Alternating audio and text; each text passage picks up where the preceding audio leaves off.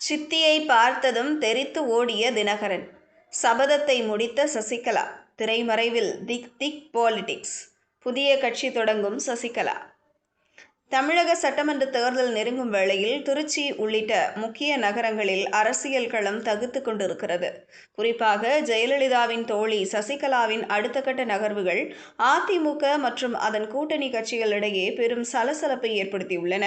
ஏதோ பெரிய திட்டத்துடன் தன்னுடைய அரசியலை மீண்டும் செயல்படுத்த வருவது போலவே உள்ளது. சசிகலாவின் திட்டத்தில் விஜய், டிடிவி தினகரன் ரோல் என்ன? சொத்து குவிப்பு வழக்கில் இருந்து விடுதலையான பிறகு அதிமுகவை மீட்டெடுக்கப் போவதாக சொல்லி வந்த சசிகலாவுக்கு எடப்பாடி பழனிசாமியின் விடாப்பிடியான எதிர்ப்பு முட்டுக்கட்டையாக அமைந்தது. தென் மாவட்ட சுற்றுப்பயணம் உள்ளிட்ட அவரது முயற்சிகள் பெரிய அளவில் எடுபடாத நிலையில் தற்போது அவர் எடுத்துள்ள தனி ரூட் முடிவு அதிமுக வட்டாரங்களை உன்னிப்பாக கவனிக்க வைத்துள்ளது.